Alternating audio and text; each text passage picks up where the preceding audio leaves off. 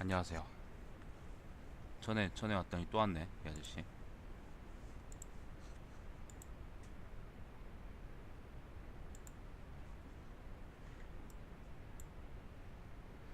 자, 혹시 일배하진 않죠, 그죠? 일배 안 하면 괜찮습니다. 이게 사람이 먼저 돼야 되는 거예요, 사람이. 그 일배 새끼들이 워낙 억울할 거라서 노무현, 노무현, 노무현 씨 사진만 봐도 그게 떠올라. 자, 아무튼 만장입니다, 만장. 지난번에 제가 2루편 읽었죠, 그죠? 2루편 읽었고 이번에는 만장입니다, 만장. 네 알겠습니다. 뭐 말썽 일으키면 제가 자릅니다. 걱정하지 마세요. 찾아가는 서비스. 자, 만장편입니다. 만장편. 제자인 만장이 물었다. 순임금이 왕위에 오르기 전 제자인 만장이 물었다라는데, 안녕하세요. 이 씹새끼들 이거 보니까 또 원문을 보니까 만장문왈이라고 돼 있네. 완장문활, 만장문왈, 순 왕우전인가? 뭐 아무튼 만장문활인데 이게 어떻게 제자인 만장이 물었다가 되냐? 도대체 이 번역한 놈은 왜 도대체 이런 짓을 했을까? 왜 이랬을까? 왜? 왜 이런 쓸데없는 걸 붙여가지고 이게 번역이 부정확하게 사람들이 느끼게 할까? 진짜 좀 그렇네요. 자, 순임금이 왕위에 오르기 전에 밭에 나가서 하늘에도 소리치며 운 일이 있었다고 하는데 무엇 때문에 소리치며 울었던 겁니까? 맹자가 대답했다. 부모님에 대한 서러움과 사모하는 마음 때문이었다. 자기 딴에는 이게 그 뭐예요? 이렇게 붙여주면은 부연 설명이 되니까 좋다고 생각할 거 아니야. 근데 이거는 엄밀하게 제대로 된 번역이 아니지. 지난번부터 계속 이런 문제가 생기네. 자, 만장이 다시 물었다. 부모가 사랑하면 기뻐하고 은혜를 잊지 않으며 부모가 미워하면 괴로워도 원망해서는 안 된다고 했는데, 그렇다면 순임금은 부모를 원망한 것입니까? 맹자가 대답했다. 장식은 사람 이름이겠죠. 스승인 공명고에게 순임금이 밭에 나갔다는 것에 관해서는 이미 가르침을 들었는데 하늘과 부모님을 향해 소리치며 울었던 까닭은 이해할 수가 없습니다 라고 하자, 공명고는 이것은 그대가 이해할 수 있는 일이 아니다 라고 했다.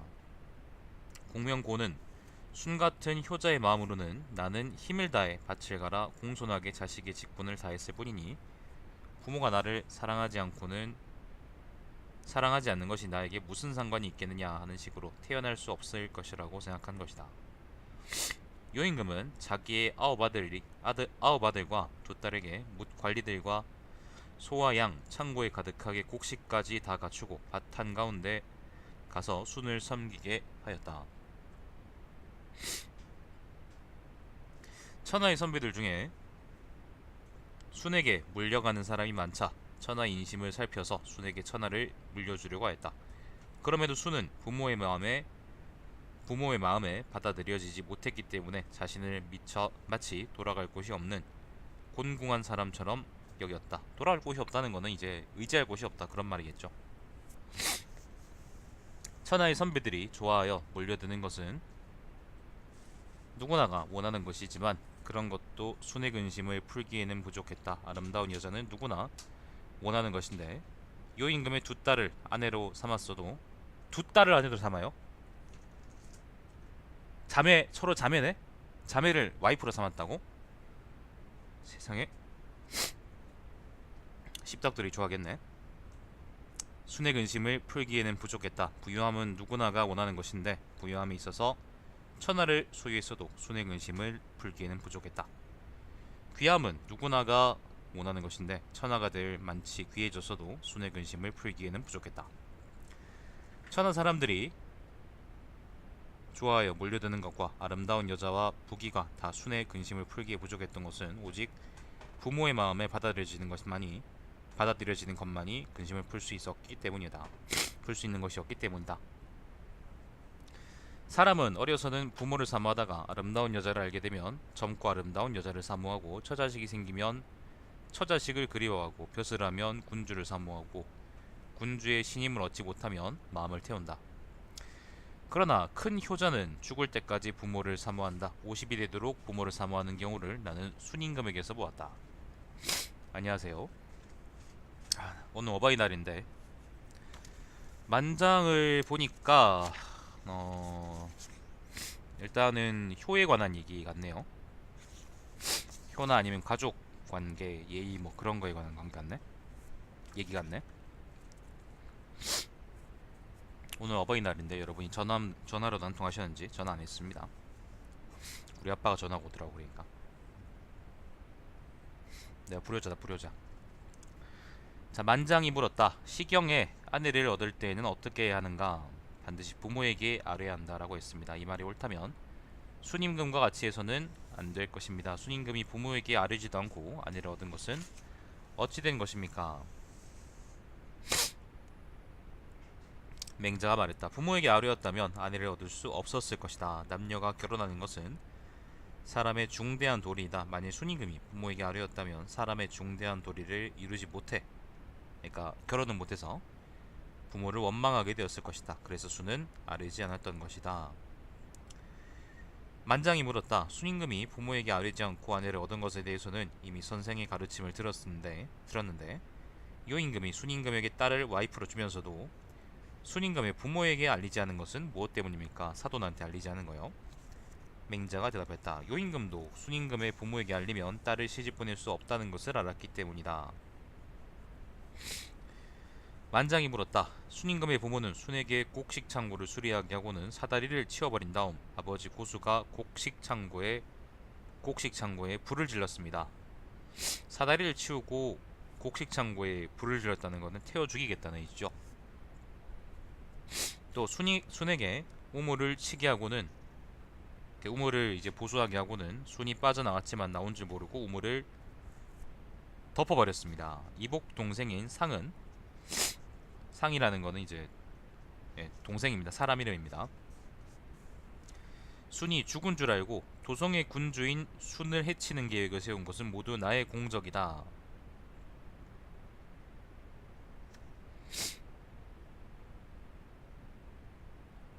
소아양은 부모에게 드리고 곡식창고도 부모에게 드리고 방패와 창은 내가 가지고 검은 것도 내가 가지고 활도 내가 가지고 두 형수는 내 잠자리를 돌보게 할 것이다 라고 했습니다.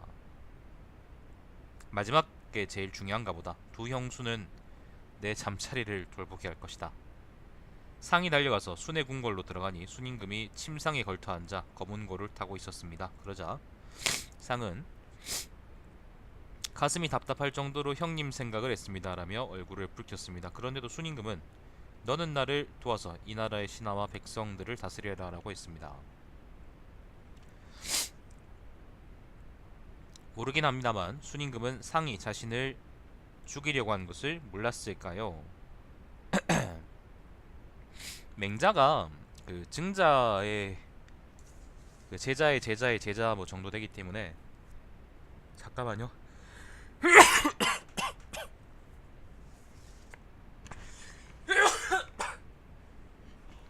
아, 죄송합니다. 오늘 영 뭔가 상태가 아니네요.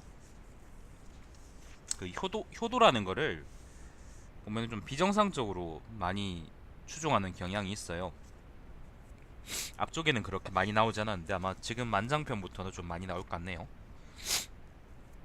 부모가 예를 들면 자기를 죽이려고 그러는데 그거를 참고 그리고 모시고 사는 거를 우리가 효도라 부를 수 있을까라는 거는 뭐 그렇다 치고, 일단 좀 우리가 생각하기에 좀 상식 밖의 일이다라고는 얘기할 수 있을 것 같아요.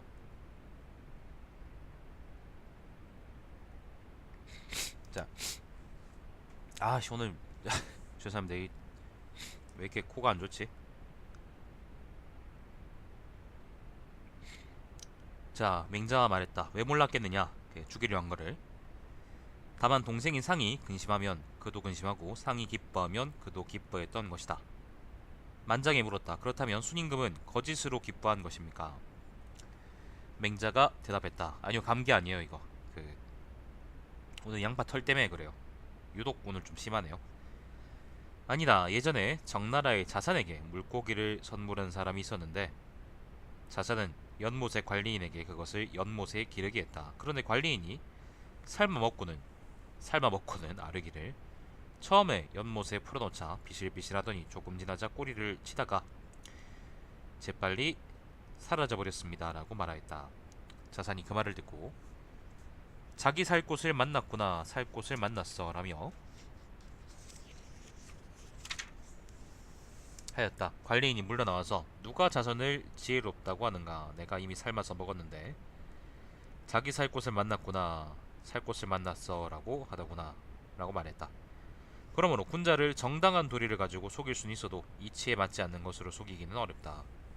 상이 형을 사랑한다는 도리를 내세워 찾아왔으니 수는 진실로 믿고서 기뻐한 것이지 어찌 거짓으로 기뻐한 것이겠느냐. 이거 지금 들으시면은 앞쪽 편들에 대해서 이해가 많이 안 되실 거예요. 앞쪽 편들에 비해서. 왜 이해가 안 되냐 하면은 맹자가 말을 끼워 맞추고 있기 때문이에요. 순임금을 옹호하기 위해서, 그리고 순임금의 효를 옹호하기 위해서 말을 끼워 맞추고 있기 때문이에요. 저는 효도에 대해서는 별로 맹자한테 동의하지 않습니다. 다른 것도 뭐 그렇지 않은 부분도 있겠지만 어쨌든 효도에 대해서는 저는 특히 동의하지 않습니다. 이게 상식을 벗어납니다. 우리 상식하고 비슷한 부분들이 되게 많은데요. 근데 이 부분은 납득할 수가 없습니다. 자, 만장이 물었다. 상은 날마다 순임금을 죽이려는 것을 자신의 일로 삼았는데도 순임금은 천자가 되자 그를 단지 추방하였을 뿐인데 왜 그런 것입니까? 죽이려는 것뿐만 아니라 자기 형수들을 와이프로 삼으려고 그랬는데 그거는 큰 죄가 아닌가? 자, 맹자가 대답했다. 사실은 그를 제후로 봉한 것인데 어떤 사람들은 그것을 추방했다고 말한 것이다. 만장이 말했다. 순임금이 공공을 유주로 유배시키고 환도를 숭산으로 추방하고 삼묘의 우두머리를 삼위로 몰아내고, 이건 다 지명하고 임명이겠죠. 곤을 우산으로 축출해 가두었습니다. 이렇게 이 넷을 처벌하자 천하 사람들이 모두 순에게 복종하였는데 바로 어질지 못한 자를 벌한 것이기 때문입니다.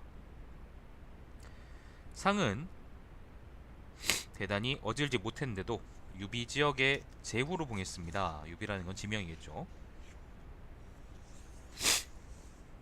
네, 그러니까 맹자가 순임금의 그거를 순임금이 틀렸다고 얘기하면 사실은 그건 예를 들면 맹자라는 사람의 학자적 입장에서 그건 용납할 수가 없는 거예요. 예를 들면 대학원생들이 이제 자기 지도 교수 욕하는 거를 이제 개거품 물고 싫어하는 것하고 비슷한 거죠. 예를 들어서 아니면 자기 전공한 거나. 뭐 굳이 그렇게까지 맹자를 비할 필요가 있느냐 생각이 들기도 하는데, 아무튼 맹자의 효에 관한 이런 관념은 좀 비정상적입니다. 저는 거기 동의하지 않습니다. 자, 유비 지역의 백성들이 무슨 죄가 있단 말입니까? 그러니까 상같이 이제 나쁜 놈이 제후가 됐으니까요. 어진 사람은 원래 그렇게 하는 것입니까? 다른 사람의 경우에 있어서는 벌을 주고 동생의 경우에 있어서는 제후로 봉했으니 말입니다. 맹자가 말했다. 어진 사람은 동생을 대함에 노여움을 오래 간직하지 않고 원망을 묵혀두지 않으며 친하게 대하고 사랑할 뿐이다. 그를 친하게 여기면 곧 그를 귀하게 해주려 하고 그를 사랑하면 곧 그를 부유하게 해주려고 한다. 상을 유비지역에 봉한 것은 부유하고 존귀하게 해주려 한 것이다. 안녕하세요. 자신은 천자인데도 동생은 보통 사람으로 남아있다면 친하게 대하고 사랑한다고 할 수 있겠느냐? 만장이 물었다. 어떤 사람들은 순이 상을 추방했다고 한 것은 무엇을 두고 한 말입니까? 맹자가 말했다. 상이 직접 그 지역을 다스릴 수가 없었고 천자인 순이 관리에게 그 지역을 다스리려고 세금을 바치게 했기 때문에 어떤 사람들은 순임금이 상을 추방했다고도 한다. 그러니 어떻게 상이 그 지역의 백성들에게 포악하게 굴 수 있었겠느냐. 비록 그렇게 하긴 했지만 늘 동생을 만나보고 싶어하여 줄곧 찾아오도록 했는데 조공의 시기가 되지 않는데도 정무를 이유로 유비의 군주를 접견했다라는 기록이 바로 그것을 말하는 것이다. 아무튼 그 맹자의 말은 대체로 다 타당하지만은, 나는 합리적이라고 생각하지만은 가족관계나 뭐 그런 거에 대해서는 별로 동의하지 않습니다. 효제라 그러죠. 투는 높은 사람에 대한 사랑이고요. 부모님에 대한 사랑, 예를 들면 그런 거고요. 제라는 거는 동생 같은 이제 아랫사람에 대한 사랑을 제라 그럽니다. 네, 고맙습니다. 이거 양파 털 때문에 이런 거예요. 자, 순임금이 요임금과 아버지를 신하로 삼았다는 일에 관해서 제자인 함구몽이 물었다. 함구몽, 요것도 이제 인명이겠죠. 근데 요것도 아마 제자인 함구몽이라 그랬는데 이 새끼 이게 또 번역을 아마 그렇네요. 요것도 보니까 앞에 순임금이 요임금과 아버지를 신하로 삼았다는 일에 대해서 제자인 함구몽이 물었다 해서 순임금이 요임금과 아버지를 신하로 삼았다는 일에 관해라는 말 자체가 없네. 원문이 뭐냐면요, 함구몽 문왈입니다. 함구몽 문왈. 아, 씨발 내가 번역서를 잘못 골랐나 보다. 번역서를 내가 잘못 골랐나 봐.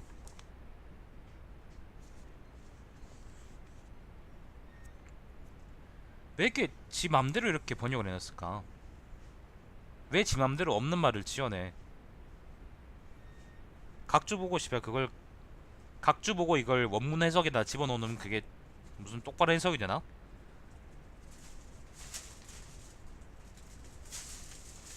왜 이런지 모르겠네요. 자, 함구몽이 물었다. 아, 이게 번역을 했다는 사람이 박경환이라는 사람인데 고대 경제학과 철학과를 졸업하고 동대학원 철학과에서 석사 박사학위를 취득했다. 현재 한국국학진흥원의 책임연구원으로 재직하고 있다. 박사학위 논문이 장제의 기론적 천일합일 사상 연구고요. 그러니까 아마 이 사람은 그 장제가 아마 송명시대의 성리학자일 테니까 중국은 정확히 잘 모르겠는데, 아, 그런 거 아닙니다. 요한교재 그런 거 아니고 성리학한 사람이 맹자를 번역한다. 성리학한 사람이 맹자를 번역한다. 성리학하고 맹자하고 관련이 있나? 주인은 맹자를 좋아했지만 성리학자가 맹자를 번역할 만한 그게 되나? 그 막 성리학자들이 하는 게 보통 이하고 기에 대해서 이제 없는 말을 지어내는 거거든요. 그러니까 아마 맹자를 번역하면서도 아마 그 버릇을 못 버린 모양인데, 아무튼 좀 짜증나네. 좀 짜증납니다. 자, 잠시만요. 잠시만요.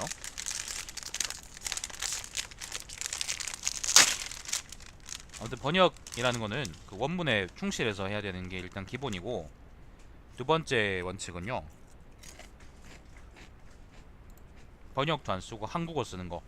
두 번째 원칙인데, 이 양반은 번역투는 그렇게 많지 않은데 내 생각에 자기가 자기가 이제 어디 다른 데에서 맹자 집주 같은 데서 본 거를 가지고 와가지고 아마 본문 번역이라고 이렇게 올려놓은 것 같은데, 이러시면 안 되죠. 한국국학진흥원인가, 아무튼 선임 책임연구원님, 그러시면 안 되죠.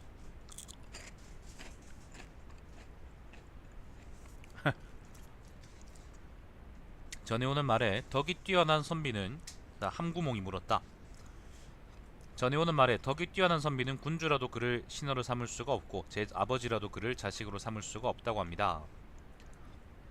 순임금이 남면이라는 거는 남쪽을 바라본다는 건데요. 보통 이제 왕이나 황제가 남쪽을 바라보고 북쪽에 앉아서 이제 신하들을 보죠. 자, 선자가 되자 요임금이 제후들 인솔에 북면하여 조회를 했고 신하가 됐다는 말이죠. 아버지인 고수 역시 북면하여 조회했는데, 순임금은 아버지 고수를 보자 얼굴에 불안한 기색이 있었다고 합니다. 아빠가 와가지고 어유 폐하 그러고 있으니까. 이것을 두고 공선생께서 이때에는 천하가 위태롭고 불안스러웠다라고 했다는데, 공선생의 말이 사실인지 모르겠습니다. 맹자가 대답했다. 그러니까 옛날에 자기 군주와 그리고 자기 아빠를 신하로 삼아도 괜찮은 거냐라고 묻는 거죠. 자, 맹자가 대답했다. 그것은 군자의 말이 아니라 제 나라 동쪽의 야인들이 하는 말이다. 동이족들이 하는 말이다. 요임금이 늙자 순이 섭정을 했다. 상서의 요전에 말하기를 섭정을 한 지 28년 만에 방훈 요임금이, 방훈이라는 거는 요의 효랍니다. 호.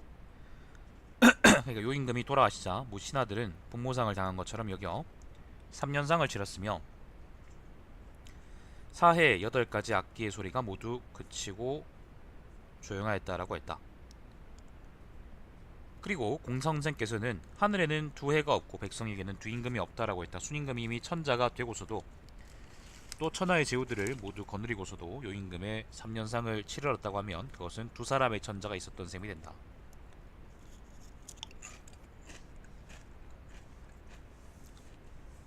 함구몽이 물었다. 아 잠깐만 죄송합니다. 오늘 제가 목이 영 아니네요.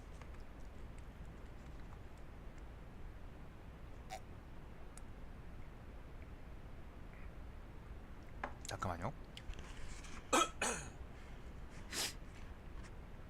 오늘 이상하게 그러네. 자, 순임금이 요임금을 신하로 삼지 않았다는 사실에 대해서는 이미 제가 가르침을 드렸습니다. 시경에서 온 하늘 아래 왕의 영토가 아닌 곳이 없고 땅 닿는 모든 곳에 사람치고 왕의 신하가 아닌 자가 없도다라고 했습니다. 순임금이 이미 천자가 되었는데 아버지인 고수가 신하 노릇을 하지 않았다는 것은 어째서입니까? 자, 맹자가 말했다. 이 시는 그런 뜻이 아니다. 왕의 일에 힘쓰느라 부모를 봉양할 틈도 없다는 것을 말한 것이다. 지은이는 어느 것도 왕의 일이 아님이 없는데 어째서 나만 이렇게 애쓰는가 라고 생각한 것이다. 그러므로 시를 해설하는 사람은 문자에 매여서 말을 오해하고서는 안되고 말에 매여서 지은이의 본래 의도를 오해해서는 안된다. 자신의 생각으로서 지은이의 본래 의도를 헤아려야 제대로 이해할 수 있다. 단지 말만을 따질 경우에 시경의 대하편, 운한편의 시에서 주나라의 남은 백성들은 한 사람도 없다라고 했는데 이 말을 그대로 믿는다면 주나라에는 한 사람도 살아남은 백성이 없었다는 뜻이 된다. 효자의 일 중에서 가장 큰 일로는 어버이를 존경하는 것보다 더 큰 일이 없고 어버이를 존경하는 일 중에서 가장 큰 일로는 천하를 가지고서 봉양해 드리는 것보다 더 큰 일이 없다. 그런데 고수는 천하의 아버지가 되었으니 존귀함이 지극했고 순이 천하를 가지고서도 봉양했으니 봉양함이 지극했다. 시경에서 항상 효도하기를 생각하니 효도하려는 생각이 세상 사람이 따르는 본이 되었다라고 한 것은 바로 그러한 뜻에서다. 본이라는 것은 본받다 할 때 본입니다. 서경에서 순은 이를 공경하게 처리하며 고수를 대함에 자기 아버지를 대함에 조심스럽고 두려운 듯했고 고수 또한 그로 인해 진실되게 순리에 따랐다고 했다. 이런 것이 아버지라도 함부로 어진 사람을 자식으로 삼을 수 없다고 하는 경우이다. 자, 만장이 물었다. 계속 효도 관련한 얘기가 나오죠. 요임금이 천하를 순임금에게 주었다고 하는데 그런 일이 있었습니까? 맹자가 대답했다. 아니다. 천자라도 천하를 다른 사람에게 줄 수가 없다. 다시 만장이 물었다. 그렇다면 순임금은 천하를 가졌는데 누가 주었습니까? 순임금이 천자가 된 건 맞는데 그럼 그건 누구한테 받은 거냐는 거죠. 자, 맹자가 대답했다. 하늘이 주었다. 만장이 물었다. 하늘이 주었다는 것은 자세하게 일러주듯이 명을 내렸다는 것입니까? 맹자가 말했다. 아니다. 하늘은 말을 하지 않고 행적과 사실로서 보여줄 뿐이다. 만장이 물었다. 행적과 사실로서 보여준다는 것은 어떤 것입니까? 맹자가 대답했다. 천자는 어떤 사람을 하늘에 천거할 수는 있어도 하늘이 그에게 천하를 주도록 할 수는 없다. 제후도 어떤 사람을 천자에게 천거할 수는 있어도 천자가 그에게 제후의 자리를 주도록 할 수는 없다. 대부도 어떤 사람을 제후에게 천거할 수는 있어도 제후가 그에게 대부의 지위를 주도록 할 수는 없다. 옛날에 요임금이 순임금을 하늘에 천거하자 하늘이 그것을 받아들였고 백성들에게 드러내어 보여주자 백성들이 받아들였다. 그러므로 하늘은 말을 하지 않고 행적과 사실로서 보여줄 뿐이다 라고 한 것이다. 이거는 여러분이 이해가 잘 안 될 수 있는데요. 하늘이 줬다는 게 뭐냐면은 예를 들어서 제가 천자라고 합시다. 그리고 양파를 이제 그 후임으로 줬다고 쳐요.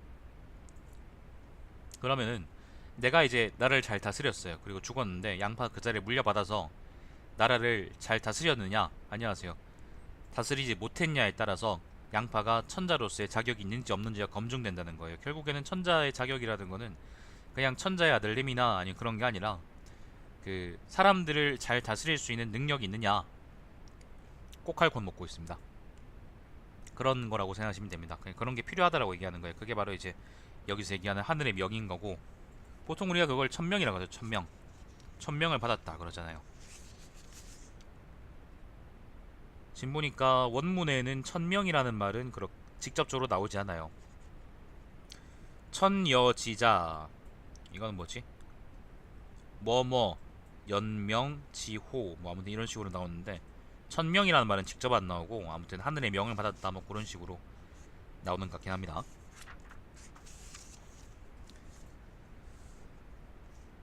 자, 맹자가 순에게 대답했다. 맹자가 대답했다. 죄송합니다. 만장이 물었다. 하늘에 천거하자. 하늘이 받아들였고 백성들에게 드러내자. 백성들이 받아들였다는 것은 어떻게 한 것입니까? 맹자가 대답했다. 순에게 제사를 주관하게 하자. 모든 신들이 제사를 받아들였으니 이것이 곧 하늘이 받아들인 것이다. 정치 잘했단 겁니다. 또 순에게 정사를 맡기자. 정사가 잘 되어서 백성들이 편하게 되었으니 이것이 곧 백성들이 받아들인 것이다. 정치를 잘했단 말이죠. 하늘이 천하를 주고 백성들이 천하를 주는 것이므로 천자가 천하를 남에게 줄 수 없다고 한 것이다. 순이 요임금을 보좌한 것이 28년인데 몰라요. 뭐 그런 거겠지. 28년인데 그것은 사람의 힘만으로 할 수 있었던 것이 아니라 하늘의 뜻이었다. 요임금이 돌아가시자 3년상을 마치고 나서 순은 요임금의 아들을 피해 남하의 남쪽으로 피해 있었다. 그러니까 요임금의 아들이 원래 그 천자의 자리를 이을 거라고 생각했으니까요. 천하의 제후로서 조근하려는 사람들, 그러니까 황제를 찾아뵙고자 하는 사람들은 요임금의 아들에게 가지 않고 순에게로 갔다. 소송하려는 사람들은 요임금의 아들에게 가지 않고 순에게로 갔다. 노래를 불러 천자를 찬양하는 사람들은 요임금의 아들을 찬양하지 않고 순을 찬양하였다. 그렇게 된 후에야 순이 도읍으로 가서 천자의 지위에 올랐다. 만약 그렇지 않고 요임금의 궁궐에 머물며 요임금의 아들을 핍박해 몰아냈다면 그것은 천하를 찬탈한 것이지 하늘이 준 것이 아니었을 것이다.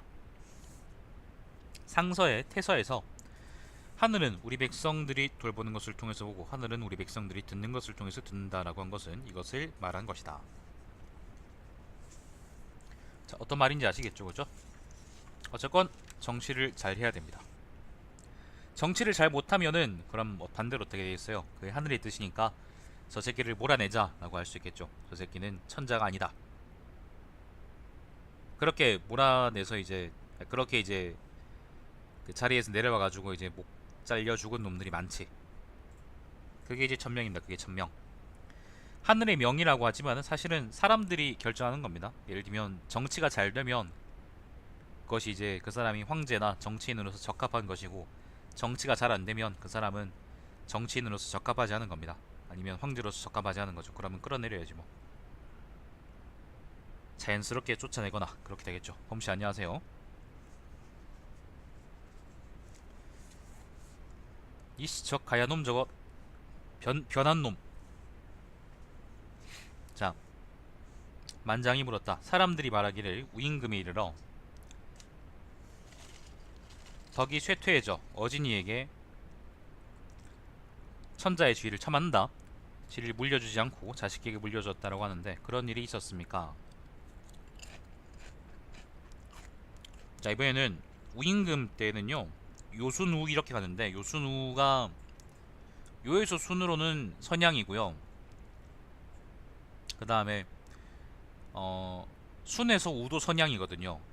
서로 이제 부자 관계가 아니에요. 그러니까 아빠 아들 관계가 아닌데, 근데 우에서 그 다음 왕으로는 이게 그 자기 아들한테 물려준 거란 말이야. 그래서 원래 이제 황제 자리라는 건, 천자 자리라는 거는 덕 있는 놈한테 물려주는 거 아니냐.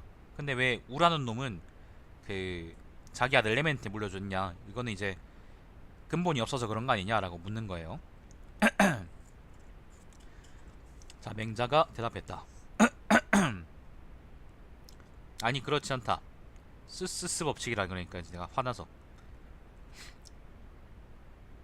자, 그렇지 않다. 하늘이 현자에게 주려고 하면 현자에게 주는 것이고, 하늘이 임금의 자식에게 주려고 하면 자식에게 주는 것이다. 자, 맹자가 또 이제 우임금이 그 뭐예요? 우임금이 이제 그 자기 스승들의 칭찬을 받은 사람이기 때문에 또 이제 이렇게 이빨을 까기 시작합니다. 아, 죄송합니다. 이빨을 까시기 시작합니다. 까신다고 얘기하는 게 맞겠어요. 자, 옛날에 순임금은 우를 하늘에 천거하고 17년 후에 돌아가셨다. 우가 3년상을 마치고 양성으로 순임금의 아들을 피해가자 천하의 백성들이 그를 따라오기를 마치 요임금이 돌아가신 뒤에 요임금의 아들을 따르지 않고 순을 따랐던 것처럼 하였다. 우임금이 재상 익을 하늘에 천거하고 7년 뒤에 죽었는데, 익이 3년상을 마치고 기산 북쪽으로 피해갔으나 조근하고 소송하는 사람들이 익에게로 가지 않고 우임금의 아들인 개에게로 갔다. 그러면서 말하기를 우리 임금의 자식이다 라고 했다. 노래를 불러 찬양하는 사람들도 익을 찬양하지 않고 개를 찬양하며 말하기를 우리 임금의 아들이다 라고 했다. 요임금의 아들인 단주는 못났고 순임금의 아들 또한 못났으며, 순임금이 요임금을 보필한 기간과 우임금이 순임금을 보필한 기간이 길었기 때문에 그만큼 백성에게 오랫도록 혜택을 베풀었다. 개는 어지럽기 때문에, 그러니까 우의 아들이요, 아버지인 우임금이 도를 공경스럽게 계승할 수 있었고, 익은 우임금을 보필한 기간이 짧아서 그만큼 백성들에게 오랫도록 혜택을 베푸지 못하였다. 이처럼 순임금과 우임금과 익이 천자를 보필한 기간에 길고 짧은 차이가 있고, 그 자식들이 어질고 어질지 못한 차이가 있는 것은 모두 하늘의 뜻이지 사람의 뜻으로 할 수 있는 것이 아니었다. 사람이 그렇게 하지 않아 그렇게 되는 것을 하늘의 뜻이라고 하고, 이렇게 하지 않아도 이러는 것을 명이라고 한다. 변명해 주는 거죠, 그죠? 혓바닥을 터십니다. 자, 보통 사람이 천하를 차지하려면 그의 덕이 반드시 순임금이나 우임금과 같아야 하고, 게다가 천자의 추천도 있어야 한다. 그런 까닭에 공자는 천하를 차지하지 못하였다. 덕은 있었지만은 천자가 추천하지 않았기 때문에 공선생이 황제가 되지 못했다라는 겁니다. 사실 이 말은 공선생이 이제 덕이 있는 분이었다라는 얘기를 하려고 하는 말입니다. 자, 대를 물려가며 천하를 차지하였는데도 하늘이 망하게 하는 것은 반드시 거랑이나 주왕과 같은 폭군의 경우이다. 그런 까닭에 익과 이윤과 주공은 천하를 차지하지 못하였던 것이다. 이윤이 탕왕을 도와서 천하의 왕도를 베풀게 하다가 탕이 돌아가셨는데, 세자 태정은 왕위에 오르지 못한 채 죽었고, 외병은 2년 동안 왕위에 있었고, 중임은 4년 동안 왕위에 있었다. 외병, 중임은 전부 다 사람 이름이겠죠. 그 후 태갑이 왕위에 오르자 탕왕이 만든 법도를 다 뒤집어 버렸다. 그래서 이유는 태갑을 동지역에 3년 동안 추방하였다. 태갑은 그곳에서 잘못을 뉘우치고 자기를 원망하며 스스로 착하게 하여 어진덕을 지니고 의를 따른 지 3년 만에 이윤이 자신에게 훈계한 것을 다 받아들이고서 수도인 박으로 돌아와 왕이 되었다. 주공이 천하를 차지하지 못한 것은 하왕조에 있어서 이기 경우나 연왕조에 있어서 이윤의 경우와 같았다. 그래서 공자는 요와 순왕은 어진 사람에게 왕위를 선양했고, 하운주 3대는 세습하였지만 그 취지는 같다라고 했던 것이다. 자, 만장이 물었다. 안녕하세요. 사람들은 이윤이 요리 솜씨로 탕왕의 신임을 받으려고 했다는데 그런 사실이 있습니까? 맹자가 대답했다. 아니다, 그렇지 않다. 이윤은 신의 들판에서 밭을 갈면서, 신이라는 것은 지역 이름입니다. 지명입니다. 지명. 요순의 도를 즐겼다. 그는 의에 맞지 않고 도에 맞지 않으면 천하를 복록으로 준다 해도 돌아보지 않았고, 말 4,000피를 선사하더라도 쳐다보지 않았다. 의에 맞지 않고 도에 맞지 않으면 하찮은 지푸라기 하나도 남에게 주지 않고 남에게서 받지도 않았다. 그렇게 생각하면 최순실도 천하를 먹은 거죠. 자, 탕왕이 사람을 보내 패백을 전하고 초빙하자 무관심한 태도로 탕왕이 초빙하는 패백이 내게 무슨 소용이 있겠습니까? 어찌 그것이 내가 농토에 머물며 요순의 도를 즐기는 것만 하겠습니까? 라고 하였다. 탕왕이 3번씩이나 사람을 보내 초빙하자 얼마 지나지 않아 완전히 태도를 고쳐 다음과 같이 말했다. 내가 농토에 머물며 요순의 도를 즐기는 것이 어떻게 내가 이 임금이 요순과 같은 임금이 되게 하는 것만 하겠고, 어떻게 내가 이 백성들이 요순의 백성같이 되게 하는 것만 하겠으며, 어떻게 내가 그렇게 되는 것을 직접 내 몸으로 목격하는 것만 하겠느냐. 직접 가는 게 낫겠다는 거죠. 하늘이 이 백성을 낳음에 있어 먼저 안 사람으로 하여금 나중에 아는 사람을 깨닫게 하며, 먼저 깨달은 사람으로 하여금 안 사람이죠. 그러니까 알게 된 사람으로 하여금 나중에 아는 사람을 깨닫게 하며, 먼저 깨달은 사람으로 하여금 나중에 깨닫는 사람을 깨닫게 한다. 나는 백성들 중에 먼저 깨달은 사람이다. 요순의 도를 가지고 이 백성들을 깨닫게 하는 것이다. 내가 깨닫게 하지 않는다면 누가 그렇게 하겠느냐. 이유는 천하의 백성들 중 한 남자 한 여자라도 요순의 도의 혜택을 입지 못한 사람이 있으면 마치 자기가 떠밀어서 구렁텅이에 몰아넣은 것 같이 걱정했다. 그는 이처럼 천하를 안정되게 하는 일은 중대한 자신의 임무로 여겼으므로 탕왕에게 나아가 설득해서 하나를 쳐서 백성들을 권하였던 것이다. 이유는 그거죠. 그 탕왕을 도와가지고 그 하나를 멸망시키고 은나라를 그거 했다는 사람이죠. 잠시만요.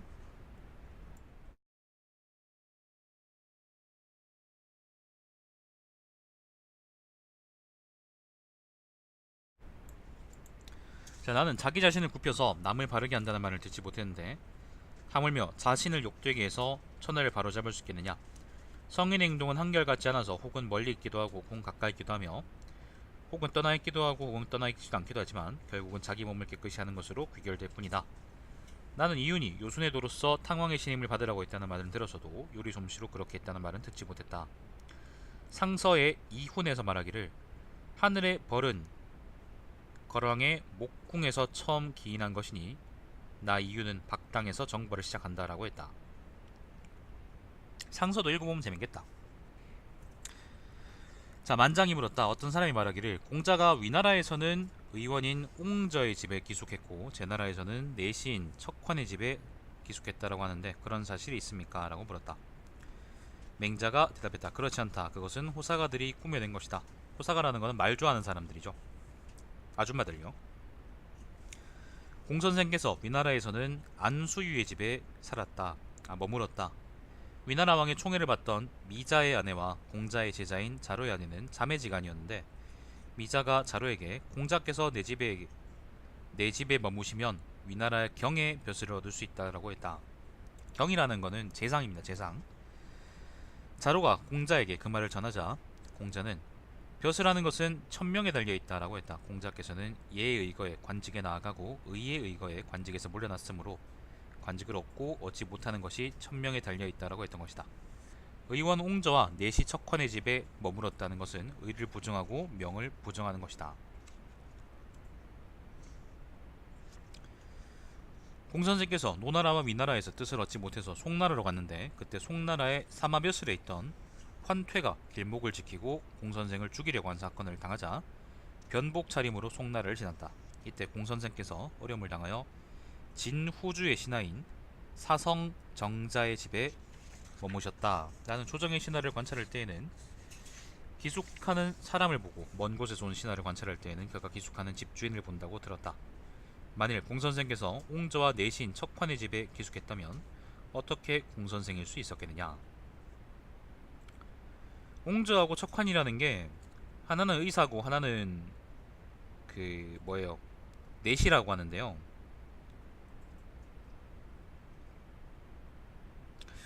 근데 이게 좀 이상하네요.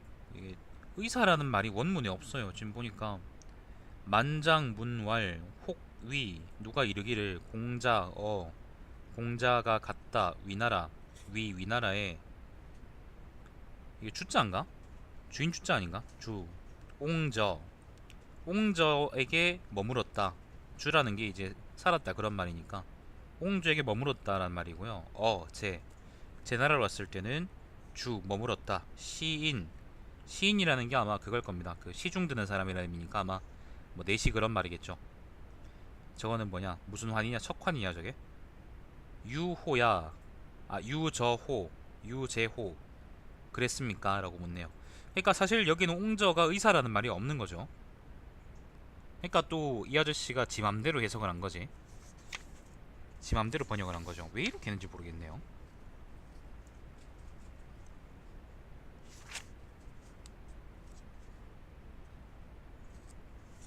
자기 딴에는 이게 편하다고 생각해서 한 거겠죠, 그죠? 편리하다. 사람들은 도움이 될 것이다. 사람들은 저도 도움 안 되는데. 자, 만장이 물었다. 어떤 사람이 말하기를 백리애가 진나라에서, 여기 진나라는 서쪽 진나라를 얘기합니다. 안녕하세요. 희생했을 소를 기르는 사람에게, 희생이라는 건 제사 지낼 때 이제 바치는 거를 의미하는 거예요. 그래서 희생했을 소라는 건 제물이라는 의미입니다. 자, 양가죽 5장을 받고 자신을 팔아서 그곳에서 소 치는 일을 하며 진나라의 목공에게 신임을 얻으려 했다는 말이 있습니다. 신임을 얻으려고 했다라고 하는데 사실입니까? 라고 물었다. 백리애라는 거는요, 진나라 목공 때 진나라에 기용돼서 진나라의 정치를 이제 크게 키웠던 재상입니다. 재상. 맹자가 대답했다. 아니다, 그렇지 않다. 호사가들이 꾸며낸 것이다. 또 꾸며낸 것이랍니다. 자, 백리애는 원래 우나라 사람인데 진나라 북쪽 진나라가 수극 지방에서 나는 둥근 옥과 굴 지방에서 나는 좋은 말을 우나라에 선물하려고 길을 빌려 괭나라를 치료했다. 이때 궁직이라는 사람은 그렇게 하지 말라고 간언했으나 백리애는 간언하지 않았다. 백리애는 우공이 간언해서 하지 않게 할 만한 인물이 아님을 알고, 그러니까 고집 부려도 어차피 안 들을 거니까 진나라 서쪽 진나라로 가버렸는데 그때 이미 그의 나이가 70이었다. 그가 소치는 일을 함으로써 진나라 목공에게서 신임을 받고자 한 것이 추한지심을 알지 못했다면 그를 지혜롭다라고 말할 수 있겠느냐. 우공이 간언할 만하지 못했기 때문에 간언하지 않았으니 지혜롭지 않다고 말할 수 있겠느냐. 우공이 장차 시해당하리라는 것을 알고서 미리 떠났으니 지혜롭지 않다고 말할 수 없다. 마침 진나라에서 기용되었는데 진나라 목공이 함께 정치를 해볼 만한 사람임을 알아보고 그를 보필했으니 지혜롭지 않다고 말할 수 있겠느냐. 진나라를 도와서 그 나라 임금의 이름을 천하에 떨치게 해서 후세까지 알릴 수 있었는데 어질지 못했다면 어떻게 이렇게 할 수 있었겠느냐. 자신을 팔아서 그 임금을 완성시키는 것은 시골에 살면서 자신을 아끼는 사람조차도 하려고 하지 않을 짓인데 백리애 같은 현자가 그렇게 했겠느냐. 그러니까 또 이제 그 만장이 물으니까 그 맹자가 요거에 대해서 혓바닥을 터십니다. 여기까지가 만장 상인데요. 생각보다 짧네. 상인데 효도에 대한 얘기도 나오고요. 그 다음에 천명에 대한 얘기도 나오고, 그 다음에 또 뭐가 있냐.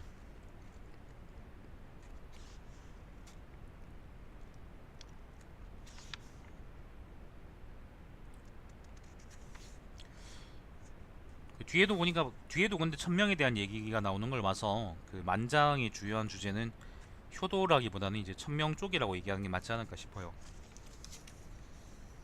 뭐 천명이라는 말이 직접 나오진 않았지만은 사리에 맞게 그리고 이치에 맞게 행동하는 것이 중요하다라고 지속적으로 얘기한다고 볼 수 있겠네요. 일단 만장 학까지 읽어봐야 이제 확실하게 알 수 있겠습니다. 자, 이 영상을 끊죠.